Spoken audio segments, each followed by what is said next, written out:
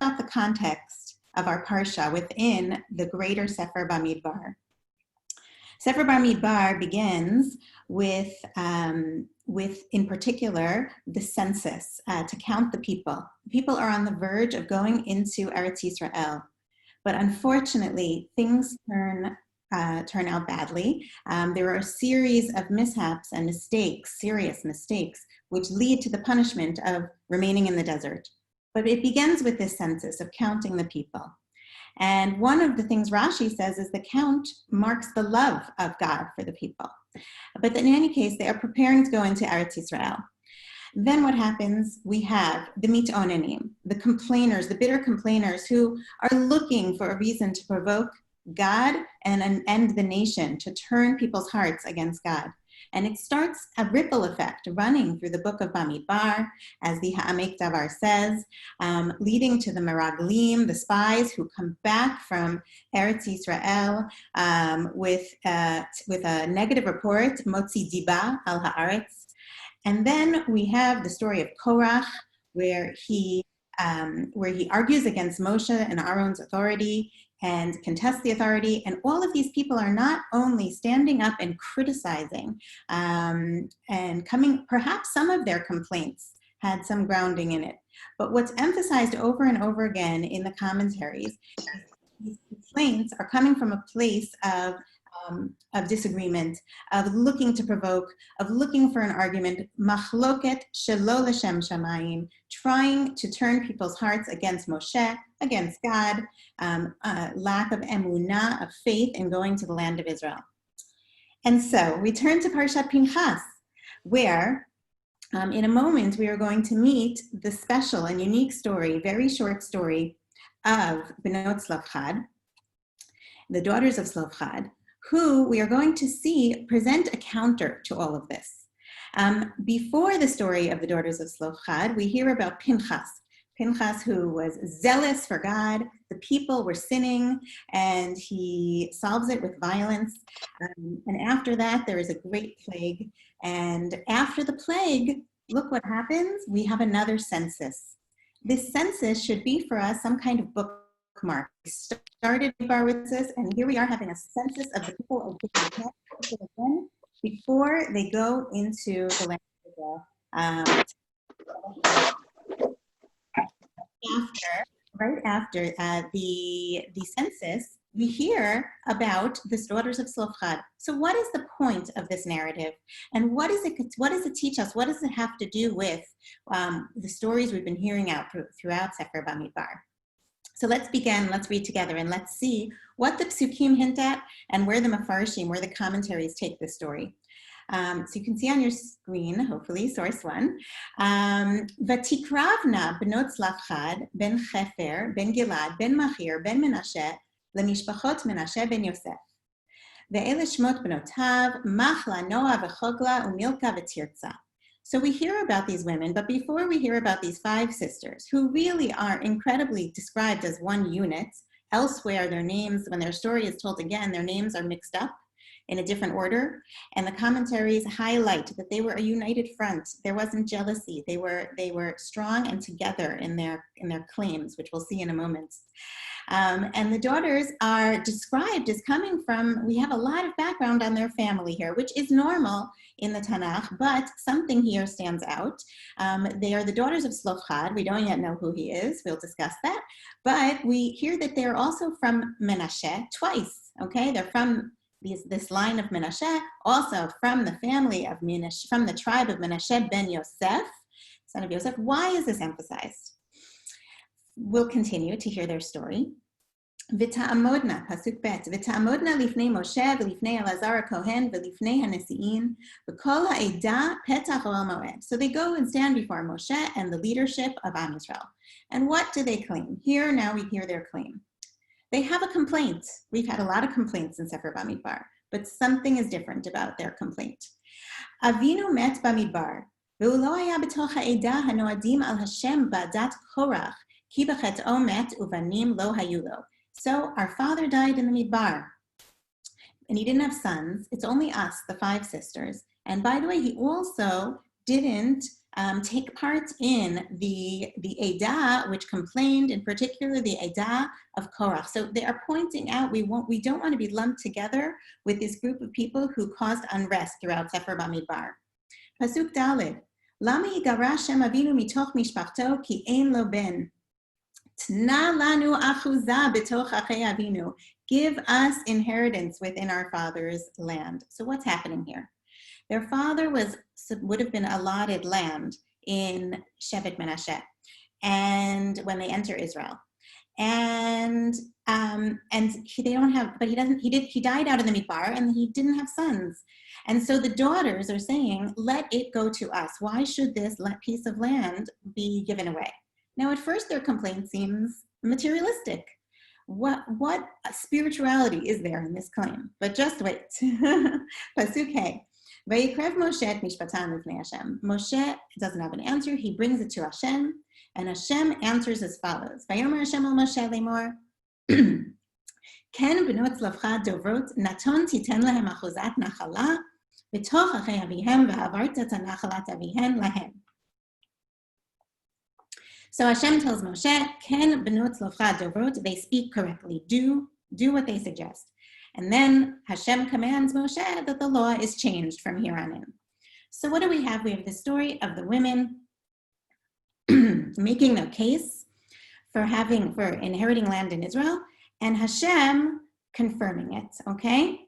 Now I'd like to look at the commentaries and see what is driving the story, what is going on behind this story, and what warranted their claim to get such reaction directly from Hashem. Ken b'not tzlavcha dovrot. Okay, so let's look at some of the commentaries and understand what their story means, and we'll see that they bring this story into the wider context of Sefer Bamidbar. It says in Bamidbar Rabbah, the Midrash on Sefer Bamidbar, source 2, "V'tikravnu b'not tzlavcha, oto hador hayu hanashim godrot ma she'anashim portzim." So the Midrash explains that this generation of women would be careful, would create fences, would establish rules and boundaries where the men did not. What is one example? When the people say to Aaron at Ched HaEgel, at the sin of the golden calf, Aaron commands them, when the people say we want to build the calf, and Aaron commands them, take the jewelry, the Pasuk emphasizes from the women, which implies, says the Midrash, v'lo ratzu hanashim umichu b'ba'aleihen v'shene'amar v'yitparku kol ha'am et mizmei hazahav. Okay, so we see v'hanashim lo nishtatfu imahem b'ma'aseh ha'egel. The women did not take part in Ched HaEgel. Moreover, says the Midrash, v'ken b'meraklim sheyotziu duba, when the spies spoke evil and badly about the land of Israel, the women did not take part. It says, "Vayashuvu v'yalinu alav kol ha'edah v'aleihem nigzeru gzeira." There was a punishment for the meraglim, for the spies, and the pasuk says, "Lo nuchal la'alot, aval hanashim lo hayu imahem be'etza." Okay, so the women were not part of it, and here is the verse that proves this. Over here, "Ki amar Hashem lahem lo shemutu bamidbar v'lo natar mehem ish." Says that no man remained from them, ki im kalev, okay, ish velo isha. Nesh ratu likanes la'aretz, aval anashim karvu levakesh nachala ba'aretz. L'chach nichtava parsha zu, samuch lemitat dor hamidbar, shemisham partu ha'anashim begadru hanashim. So the Midrash says to us explicitly, the story of Bnot Tzlavcha is placed here in the context of Sefer Bamidbar, after all of the punishments and after the generation has died out in the Midbar, to show that women, the Bnot Tzlavcha are 5 girls, but they are symbolic and representative of an entire generation of women who did not take part in all of the major mistakes and machlokets and debates and disputes and lack of faith that took part among the nation. So that is point number 1. Point number 2, and I want to turn back for one moment to the psukim. The language in the story of Bnot Tzlavcha. Look at how he bolded the words v'tikravna v'ta'amodna. These words are representative of coming closer, okay? Tikravna, which reminds us of the word for korban. Rav Hirsch says that the purpose of the korban is related to the root karev, litkarev, to come close to Hashem. Here, the women are tikravna v'ta'amodna. Ta'amodna, amidah, is related to our tfilat amidah. So we have in their story two words which signal, on a deeper level, their faith. They are coming here, they are protesting, but they are protesting through tefillah. They are with faith. They are coming with the best motivations, with pure motivations, like a korban and like a tefillah. Now we turn back to source 3. The Gemara describes Benot Tzlafchad incredibly. It describes them as approaching Moshe and the leadership of Israel in a way which is respectful, but which also makes, they are literally in the Beit Midrash making halachic arguments. And so we see, if you look at source 3, the Gemara in Bava Batra says as follows, V'ta'amodna lifnei Moshe, v'lifnei Elazar HaKohen, v'lifnei HaNasiim, v'kol ha'edah. So they stood before the leadership of Israel. But in the Pasuk it says, the order is unusual because it says Moshe, and then Elazar, and then the tribal leaders. So the Gemara asks, Efshar amdu lifnei Moshe v'chulei, v'lo amru lahem daber, v'lo amru lahem davar. So it says, maybe there's a mistake here. How could they have gone to Moshe? The assumption here is that they went to Moshe and then the priest and then the tribal leaders, which would be the wrong order of respect for the leadership. The Gemara concludes, no, it was just written this way. Really, they went up the ladder. First, they went to the tribal leader, then to the Kohen, then to Moshe. Okay, a side point, but we see that their respect for leadership is in place. Okay, I'd like to continue with this part. V'darshu divrei Rabbi Yoshia Abba Hanan Amar Mishum Rabbi Eliezer bebeit midrash hayu yoshvin v'halchu v'amdu lahen lifnei kulan. The women came to the Beit Midrash to make their claim in front of the leadership. So we see that, first of all, they were willing to come to talk. We know that Korach ve'edato refused to speak to the leadership. They are coming to speak. Okay, what happens next? Tana, Benot Tzlafchad, Chachmanioten, Darshioten, Kanioten. The women, the daughters of Tzlafchad are wise, are interpreters of Torah, and are righteous. This is very rich and complementary language. And how is this? Shelefi sha'at dibru. They spoke according to the hour of need. They spoke for their time. They spoke up at the right time. Damar Bishmuel bar Rav Yitzchak, Melamed shahaya Moshe Rabbeinu Yoshev v'doresh b'Parshat Yevamim, shene'amar ki yeshvu achim yachdav. So they saw that Moshe was in the Beit Midrash studying. Of course, this is taking an image from Talmudic times and projecting it onto Torah times. But Moshe was sitting in the Beit Midrash studying the laws of Yibum, of the Levirate marriage, of when a woman's husband has passed away, but she has no children, and there is an unmarried brother who is available for her to marry. And so he was studying this. What's the connection? Here we see. Amrulo, im kevenanu chashuvim tna lanu nachala. So they said, look, if we're like a son to Tzlafchad, then let us have his nachala. He has no sons. Let us take their place. Imlo,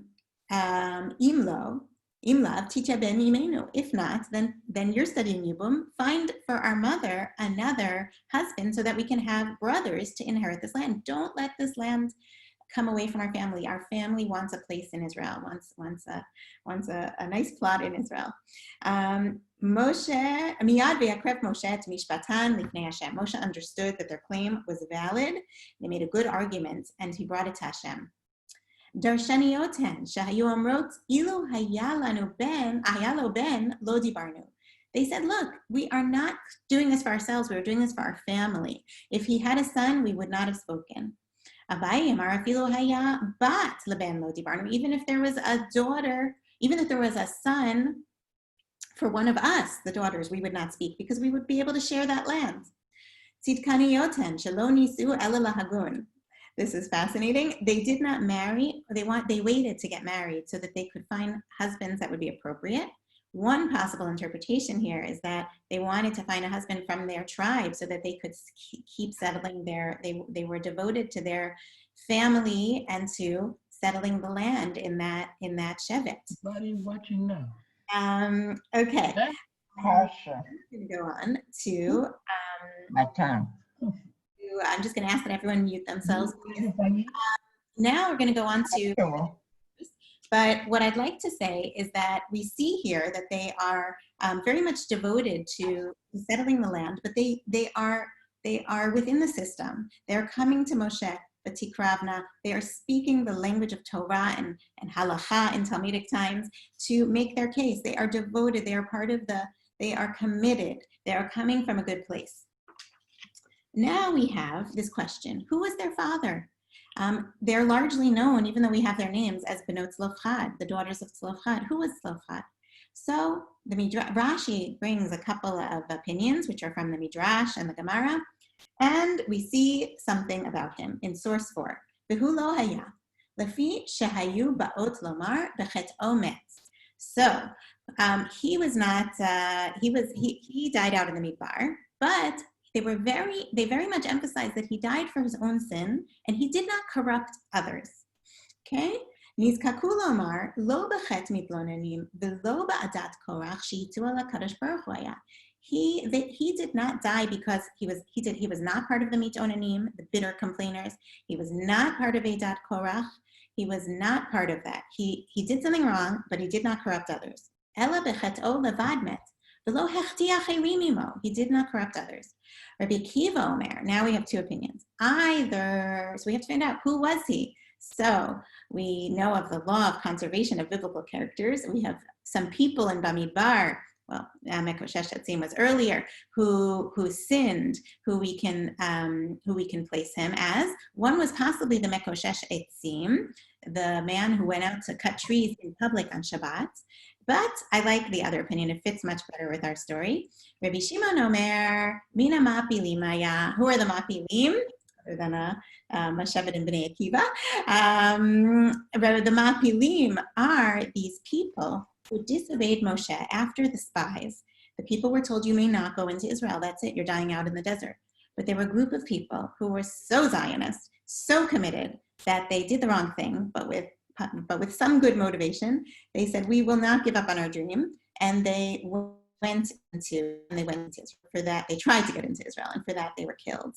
And so if it's the case that Tzlofchad was one of the Ma'apilim, then we see that this family has a tradition, has a history of commitment to the land of Israel, to Eretz Israel, and to what we would call Zionism today. Now we look at the next Rashi, which comments on how they spoke.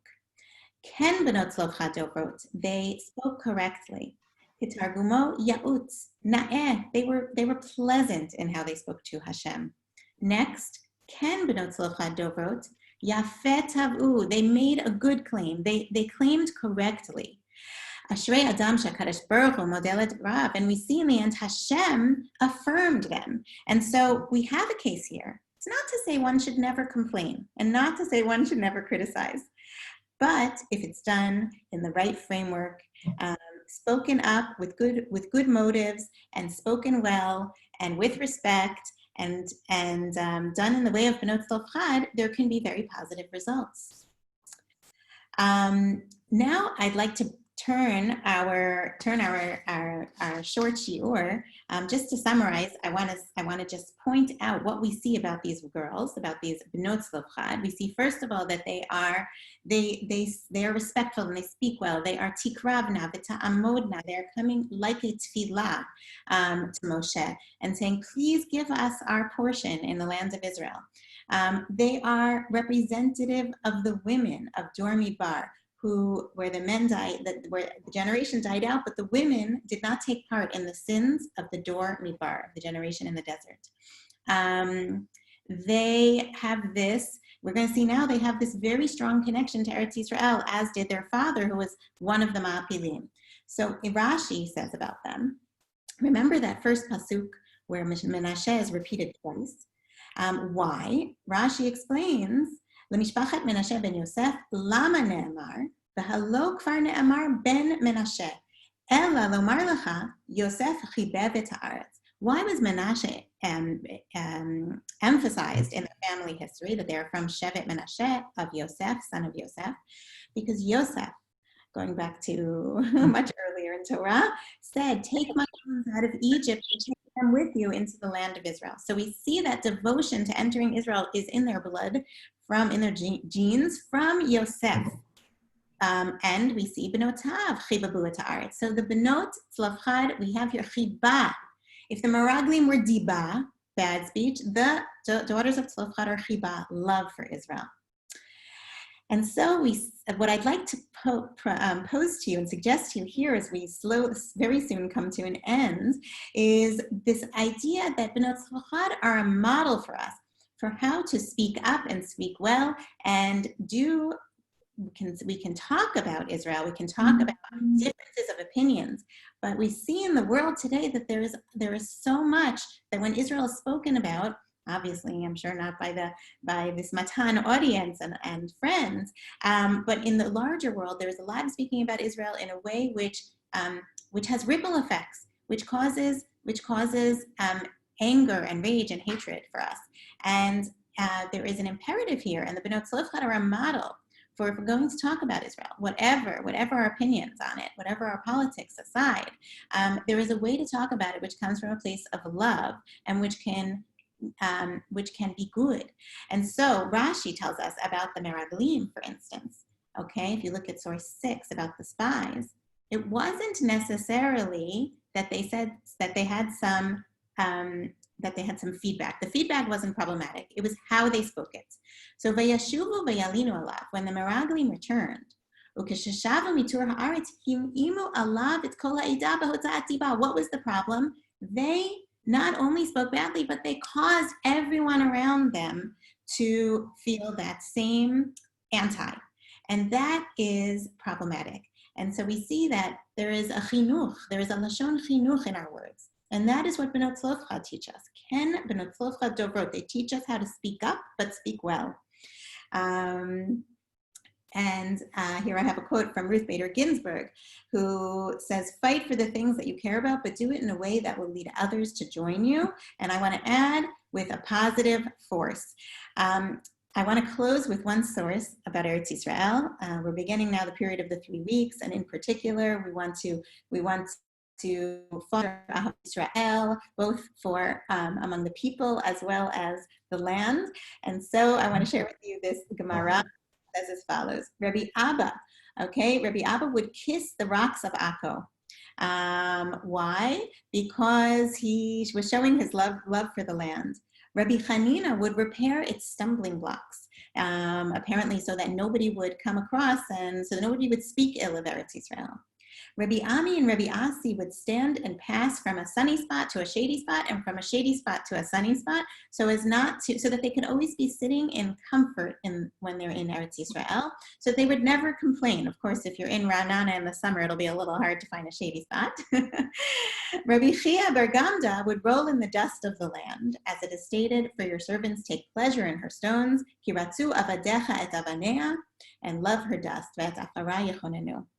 And so we see that Benot Tzlafchad presents us, in particular today, in particular in this time, with a model for how to come to the conversation about Israel. Speak up. We should be at that table having these conversations, but to do it with a place of love, with chibah, and which shows that we remain committed to this country. And so on that note, I wish us all a meaningful and safe fast. I want to point out that I have a WhatsApp group for Parsha, a very short Parsha discussion. I send out a very short Parsha Dvar Torah once a week. If anyone is interested, I will share that in the link. And wishing you all a Shabbat Shalom, and thank you, Matan.